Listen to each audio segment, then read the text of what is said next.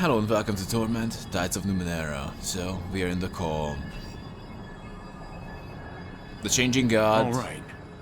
apparently took up a space in my mind that is actually not my mind, it's actually my mind palace, but also shared space, shared between me, the other cast-offs, and the Changing God. And this is where we're gonna have our ultimate fight against the Sorrow. Apparently, the Changing God plans to destroy us all and save his own butt.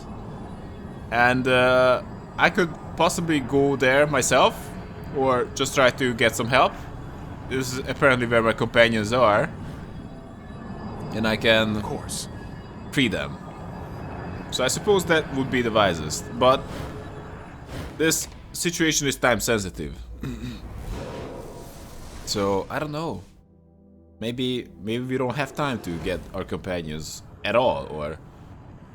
But I just feel like it is the right call. Alright. What? Fine. We are swimming. Alright. Alright, we are swimming. I'm ready. Hey, FMP. This short, spare, lean-faced Gibrace is so wrapped up in his work that he doesn't notice your approach. His multicolored scales look like they were patched together from an avalanche of shreds and scraps. He squeezes a strangely ticking device in his left hand, regularly checking the readings from this instrument. His expression changes with every glance, twisting from amusement to horror to disgust. Rhizomes are the answer, not trees, he mutters. We should never have believed in trees, roots, and radicals. They've made us suffer too much. He looks up at you in his sudden surprise. You are not Lacuna? Then we are linked, you and I, by life and memory and torment. Tell me, brother, what was the nature of your illusion? He watches the device in his hand as he awaits your answer. If there is no root, then even our sire is a sibling. We are all one. What illusion do you mean? We suffer more in our imagination than in reality. All of our brothers and sisters have been drawn into this place to keep us here while we await our destiny. The labyrinth constructs illusions from our fears, nightmares from our own self-inflicted torment. It takes the serenity of knowing oneself to free oneself. A shadow passes over his face. I was confronted by a scarred man from my past. Were I not certain that I had already truly forgiven him, I would not be speaking to you now. Have I forgiven him or myself? What is the nature of regret? Can we free others from their illusions? No, that consistency is real, and the plane of consistency is the abolition of all metaphor. Some can free themselves as I have. Some merely need to be told that what they fear is unreal. The rest... He squeezes the tickling device again. It ticks faster and he calls. The rest are more difficult, and I suspect that if one steps into the metaphor with them, takes their hand and leads them out, they can be freed. But you must understand the nature of their regret. I've been unsuccessful in that so far. Right. Wow. Gotta be said, it's quite confusing. Who are you, Mr. Fish? He looks up from his device and blinks. Who are any of us? I'm part of all that We have met.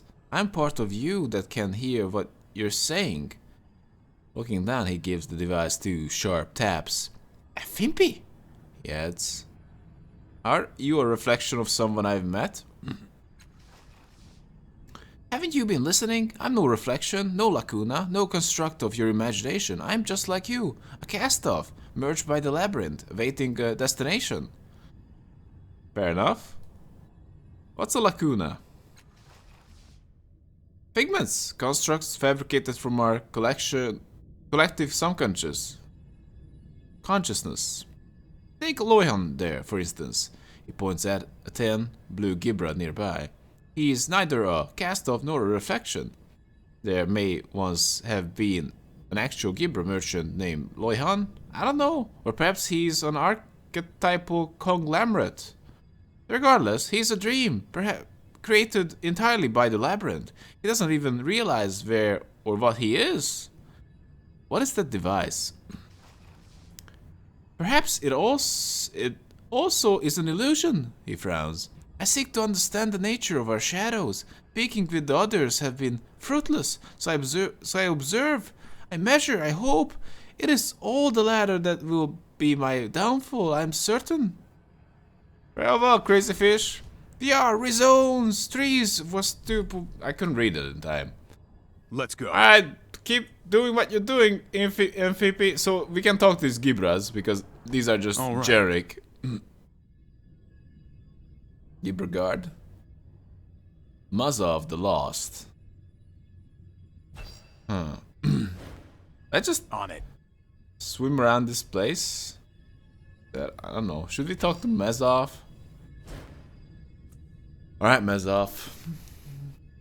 I heard they killed his partner. Why didn't they kill him? Mezov slaps his hand at the water in front of him as though he were banging his hands against the wall.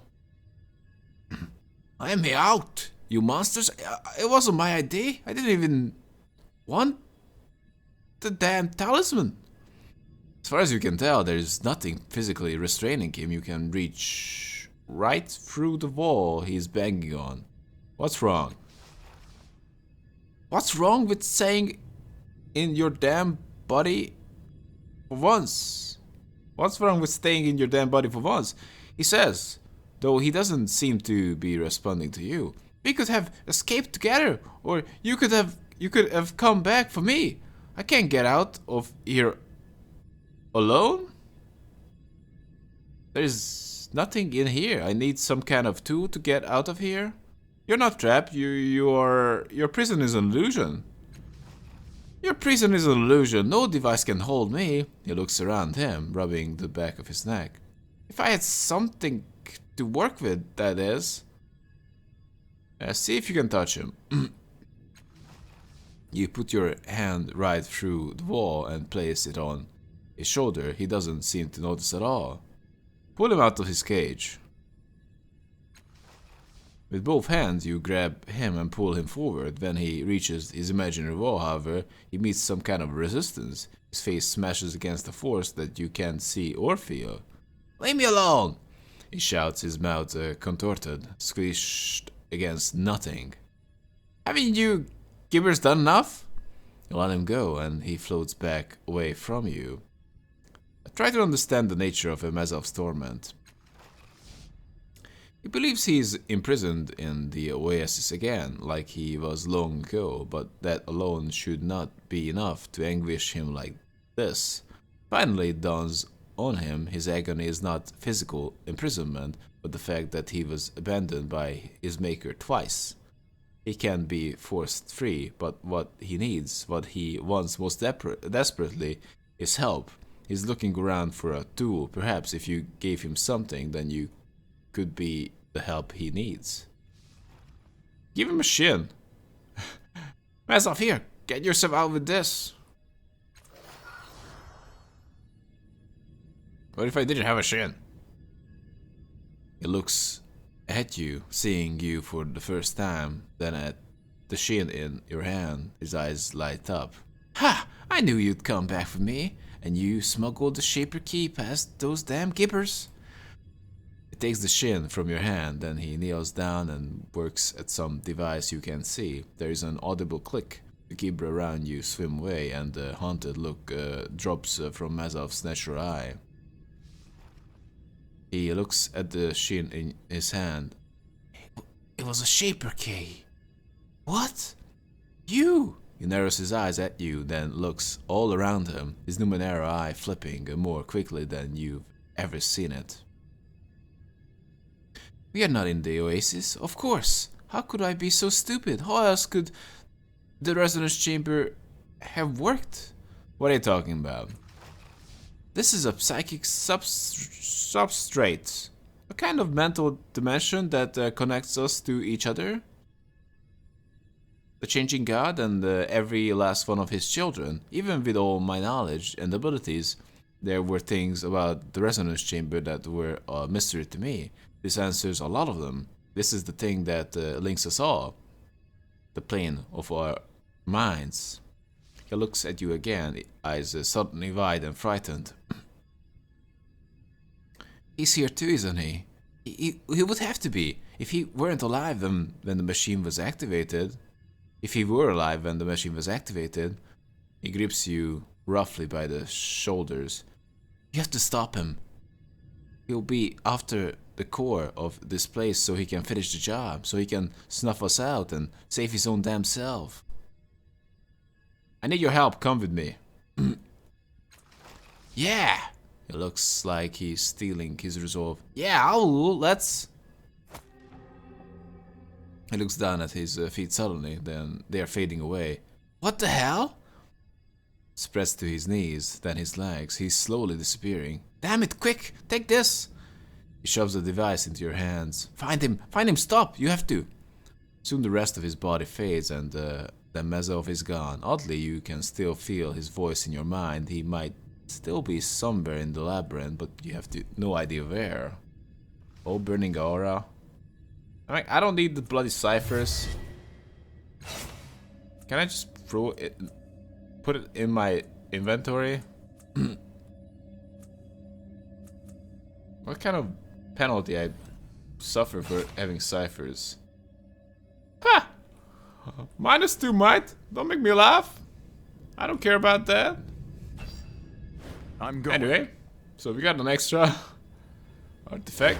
What is this? Big crystal?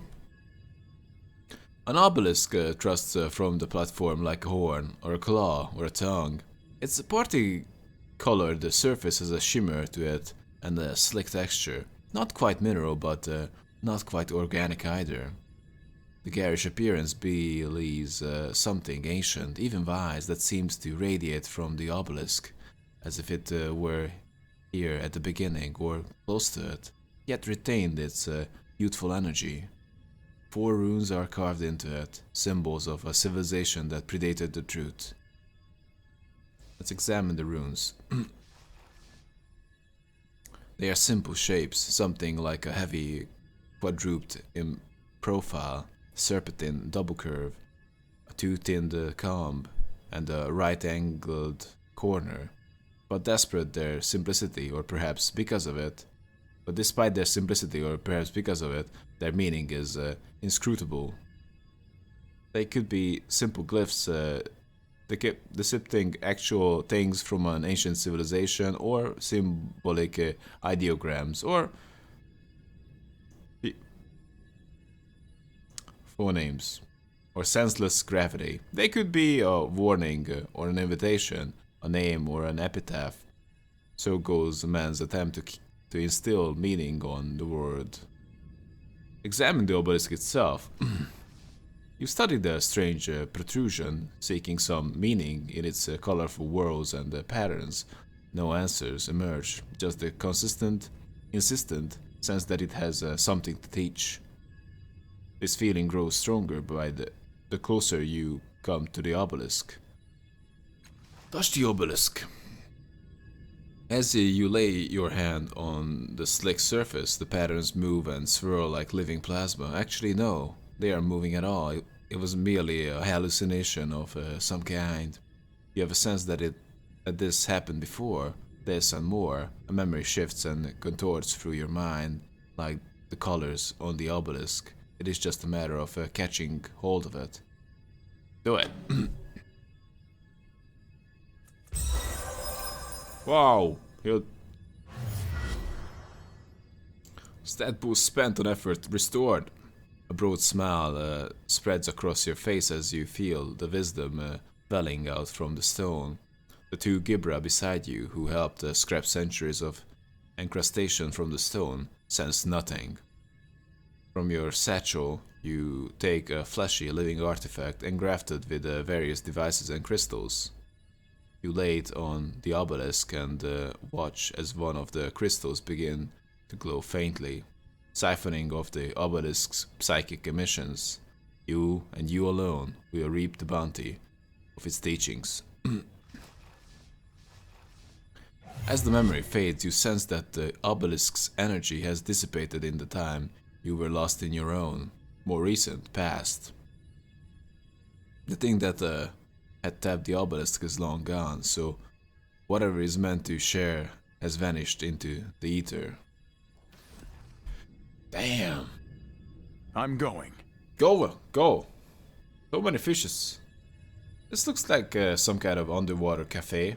Water is warmer here. Pleasantly so. Ready. Underwater cafe. Of course. Makes sense. Who would Ready. want that?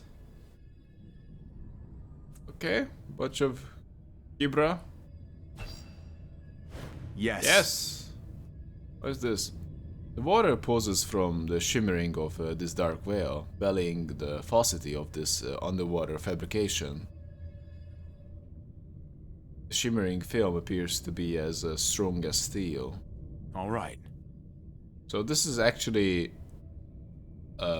this guy is just a fabrication of our shared imagination. The water emerging from these tubes tastes like Yes. time. Strange liquids and even creatures sit in these jars and containers as though, however, they are immovable as they are rock. Hey, Lloyd hon, can we talk? All right. All right. Can we talk? The wiry Gibra gives you a nod as you approach, his lips crooked into a friendly smile. Although his relaxed posture suggests a measure of comfort with his surroundings, his hand is wrapped tightly, almost nervously, around the tethered leather-bound notebook. Inexplicably, the book seems unaffected by the water. Loyhan Stoles, he says with a nod. Census taker and demographer plenipotentiary by appointment of the Gyash. Right. Nice word you're using there, Mr. Scuba Man. He opens his book, leaning it back so its contents remains hidden, and pulls out a quill pen. Might you spare a moment for a few questions? I'd be happy to answer some questions. I have the time for that. No problem. Logan nods excitedly and touches the quill to the page and opens his mouth. Well, he gives an awkward laugh. Haha, I suppose I should. He blinks and shakes his head with renewed enthusiasm, and he begins again. Yes, I'm sure the first thing to ask would be... He coughs and closes the book. Strange, very strange. Well, maybe you have some questions for me? And if he says you're not real, just a figment of a collective imagination? Gibro shrugs. As you can imagine, the census takers receive all manner of imprecations. I suppose this imaginary jab relates to the chief demographer's decision to transition us to statistical sampling methods.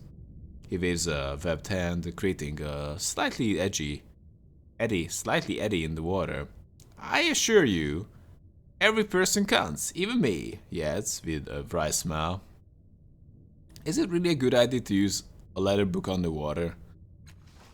He glances first at the tome, whose marbled cover shows no sign of wear or tear, and then at the quill pen between his fingertips. After a moment, he shrugs. I suppose it could be a Numenera of some sort. Maybe the letters is tanned from some sort of hydrophobic hide. He looks again from the book to the quill and then back at the book. Strange, though, he concedes. Truth be told, I hadn't particularly thought about it. Can I see that book you're holding? You may not, he answers. Out of the question. Absolutely forbidden. He peeks inside, snaps it shut again. As you can imagine, it is replete with sensitive personal information. The Giash vouchsafes the privacy of its citizens, and naturally, as the Giash's agent, I must do the same. I think there might be something important in the book. Please let me look at it. Actually, I'm from the census office, and I need to check your work. It's true.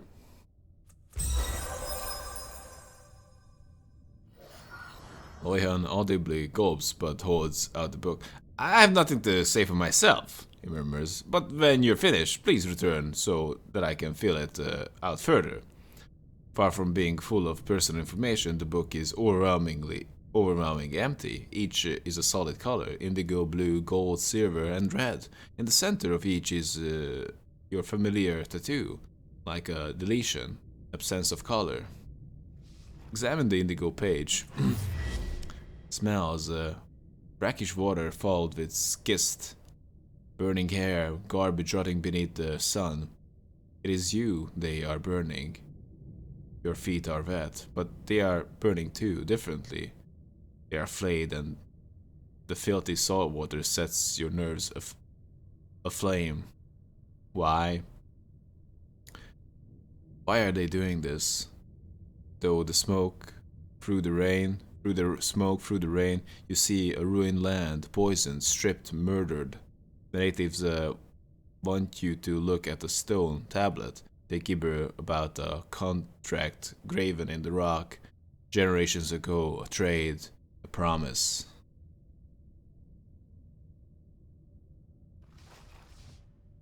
It wasn't you who made it. You swear it. You swore it before. As the folk first pleaded and then howled about the living sphere they grew for you, how they sapped the land's health and drove the earth below, the sea, to quicken the sphere. Madness, pain and madness, your entire life, pain and madness and fire. A few hours and nothing else, then it will all end. It wasn't me. I wasn't even there. Death without reason, punishment without crime, a legacy of ash washed away in a rising tide. These are cast off memories. There is some familiarity to them, but it's nothing new in this place. Let's examine the blue page. There's a time to question and a time to obey. As a soldier, you know the difference. As a friend, even. Does she really mean to put her trust in that pedant? His studies adorned with trophies and accolades.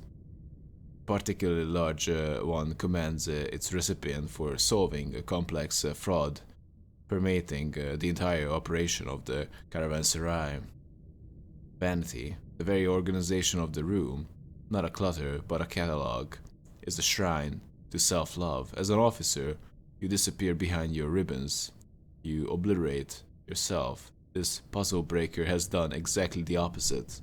Obedience. The order is given. Your job is to secure the services of a brilliant mind for whom no conundrum has proven insoluble.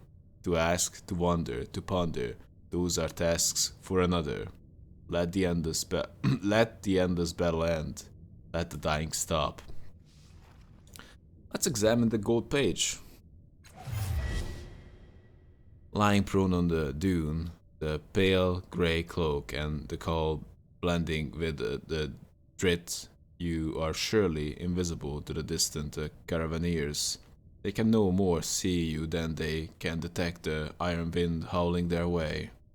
They are ignorant of the line being drawn across their lives, as ignorant of the calm before as they are of the coming storm. Later, this moment will matter. Not just for them, for the wind can know no master, but what it sows can be reaped, its fruits fermented into toxins. Your brothers and sisters are hard to kill. Fate is hard to kill.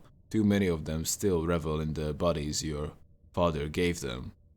Groveling for the half-chewed meat he's tossed away. When the flesh fails, fate will follow. No one loves a father who can't protect them. The drit begins to stir, the wind is coming, and with it, change. You give those who lie in its way no warning. Examine the silver page. Across from you is a fellow cast off, a fellow officer, a fellow gambler, eyes inscrutable, cards impossible to guess. The other players are broke. Their company's bonuses and leave and even material pissed away at the table. Tomorrow some will die for what of shield ciphers. Yep, that's the line. Others will live because a captain drew a trump card. Chance. But iterate chance enough, and probabilities become inevitable, and the battle never ends. It's leave you are playing for you and your soldiers. Nearly every company is being sent to Ansau to deal with the Chalcedon's assault, but one lucky band will have a milk run and a good debauching. Not yours though. Cards in your hand are low. You know your bluff will be called. Tomorrow your grunts will be in the thick of it, and this slack nibber will be playing a nursemaid to Aeon priests. Luck, dumb luck. Grinding beneath it all, pride and striving. Let's examine the red page. You're singing. You were born singing. It shifts your senses away from the smells. It shifts your mind away from the shame. You like doing it. The escape from being trapped in your own thoughts. You've seen others that he made, cast-offs, strong and fast and beautiful, human, even a Gibra, once a swift swimmer, smelling of burnt copper. To yourself, in the dark, you sing of them and their lives beyond the cattle's browns. You could leave, couldn't you? Any action, any change would surely be better. But perhaps not. Every song has its place, the space that holds its sound best, where echoes and reverberations harmonize. This is your place. He locked you here, for better or worse. You are your own shackles. So you sing. So many memories, so many lifetimes trapped within this place. The weight of it is overwhelming. You can keep the book. He seems happy to have it back. Your book is basically empty. The only pages with anything on them are just marked with my tattoo. The Gibra gills flutter in what seems to be an expression of agitation, and he clutches the book to his body. Well, basically, yeah, well, that's an important qualification. Then he shakes his head and groans. Very well, I confess, I'm not even the one who filled out those entries. I think they've been here for the whole time. He grows again. The chief demographer will have my scales, I fear, but truth be told, that just doesn't seem anyone to interview. Odd, isn't it? He shrugs it off. You're a census taker with an empty book that miraculously stays dry underwater. Can't you see that Amphi's right? You aren't real. Lohan's inhuman face takes a very human look that is part embarrassment, part relief. Ah, he says, and then with a pop, he disappears. But what's the point? Did I break the reality of this place?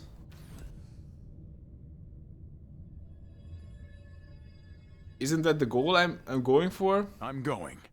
Like, break the reality of this place so I can get my companions to help me against the changing god? Yes. Now. Yeah, you say that now, last cast off, but I'm not convinced about that. The Gibra looks up from his device, fear obvious on his face. The illusion? No. I broke freeform? He recognizes you, regaining his composure. Ah, welcome back, brother. Do you think I was part of the illusion? He fidgets with the device in his hand for several moments before answering. Perhaps you remind me of him, yes? He looks up at the sky, or what passes for sky in this watery phantom. This place... It is not good to stay here. Not good at all. Farewell.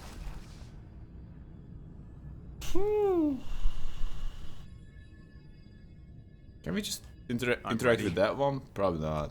We can't interact with that one. We need to get out. That was... All right. That was really something. Not sure if I could have expected. I believe I don't have expectations anymore. I'm just like... I'm just so confused. I just embrace the confusion. What? Oh, he ran in. I suppose. Oh, we got some Western over here. Yes. Hey, Matkina, that's what I wanted. Save the children. Ah. Oh my. Let's go. It would take immense strength to create a... Damn you. Ready.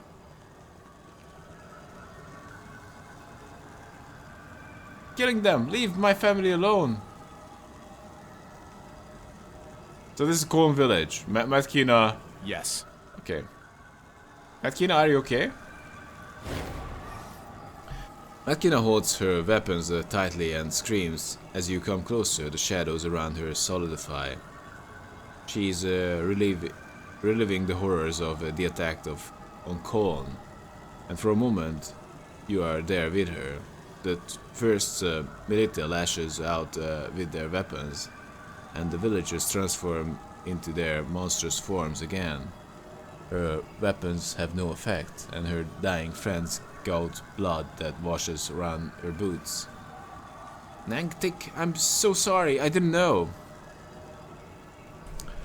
The faces in her nightmare change and twist. You see the first mask, Pai's face, Malmot, and the Memovira, countless faces, jeering, mocking, spilling their contempt across her.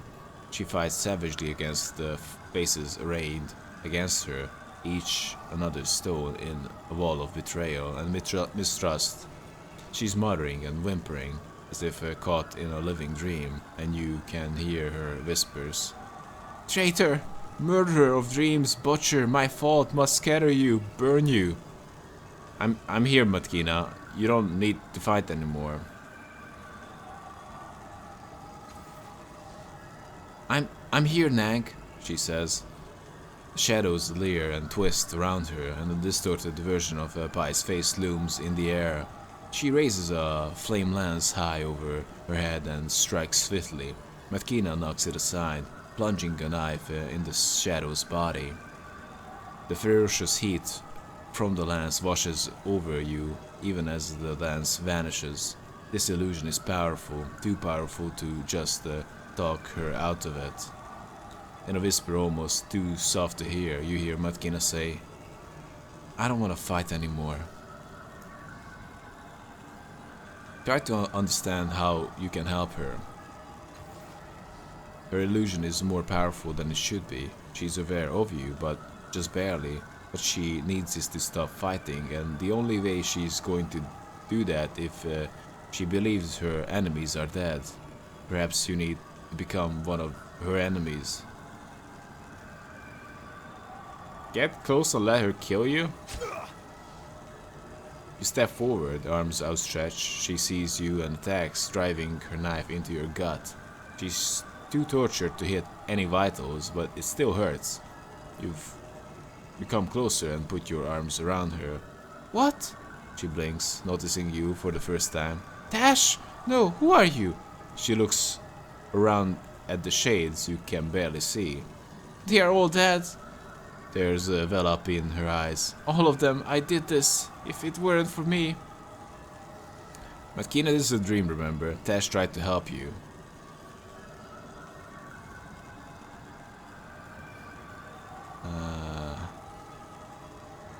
I'll remember that. She's not looking at you, she's not talking to you, but then her head snaps back. and she sees you for the first time. What are... what are you doing here? He steps out of your arms and quickly sheaths her weapon. By the Black Free! That's embarrassing. I suppose I owe you gratitude for getting me out of that. The labyrinth. That's where we are, isn't it? I've dreamt of this place. You're my friend, Matkina. You don't owe me anything. Her eyes widen for the briefest moment. I'll hold you to that, shall I? Forget all about that pouch of shins I lifted off you earlier. Alright. Got a plan in mind? Huh? You wanna join me? Between that and the rod down here, not much of a choice. She claps you on the shoulder. I'm with you. That sounds great. We need all the help we can get to deal with the changing god. Allegern! As you approach, you see Allegern trapped in a repeating loop of a tortured time. The shadow of a black metal frame looms behind them, and a flood of night-black monsters pours from it. Red in eye and tooth, shadowy villagers lurk and scream as the monsters fasten onto them. Their faces come clear for a moment, agony and fear. They're defying traits. Two stands out, a woman and her daughter. Allegern sobs, helpless. The creatures close in. Is Atrina, Avia, no. Curse this body, it's too slow, too stupid. This body? Is it just something you naturally say, or are you the changing god? That would be crazy to know, find out. You know the truth of what you see here. That the creature that assail Allegern's family are not destroying them. The beasts are copying the villagers, transmuting them into data that will be patterned into Allegern's arms, maybe reminding him of the truth. We will set him free of his suffering. The monsters didn't destroy your village, Allegern. We'll find the code that will set them free. Oh! Reason creeps onto his face, and the numb horror recedes. The blackness that spills from the frame is gone. He lays a hand on a tattoo and pulls it halfway from his skin. I know you. I know you. I know you. I know all of you. He reaches into his skin and lifts a handful of them into his air.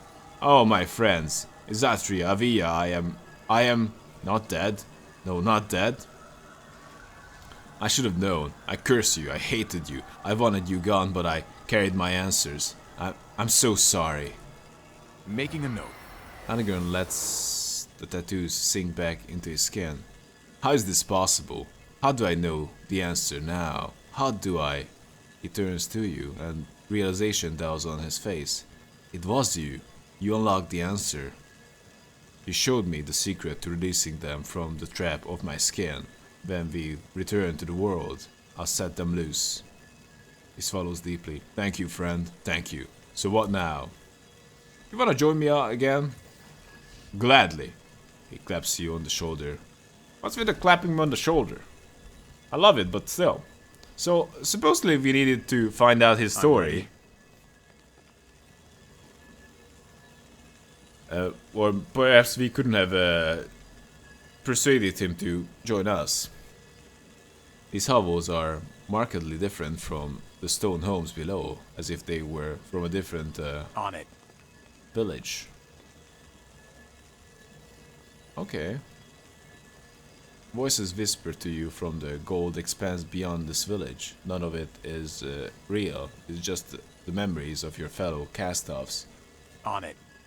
What the hell is this? You look up. A stone figure looks down, holding a circular symbol in its hands. Hair, or perhaps tendrils, curl from the edges of the hood that covers most of the statue's angular face. Abstract patterns race along the folds and wrinkles of the figure's robes. Let's examine the statue as a whole. It is not immediately apparent who the statue portrayed. Perhaps this warrior was a major figure in another cast-off's life and found its way here somehow. You may never know. The symbol itself is a collection of shapes, cross with a square inside the circle. Touch the square. You lay your hand upon the square and a vision falls upon you, showing you a single figure kneeling at the peak of a jagged pile of bones. You cannot tell if it's a man or a woman, but the cast-off tattoo is clearly visible. All you can hear are the whispered words, "Thank you, thank you, thank you." You release the square and the vision fades. Touch the circle. You brush your hand against the circle and a vision enfolds you in its arms, showing you a ghostly woman's face. The same ghostly woman you met in the calm of your mind. Anguish fades from her, and the translucent light before long, her face is flesh once more. You release the circle and the vision fades. How about touch the cross? You trace the cross with your finger and a vision cracks open your mind, showing you a billowing, towering creature.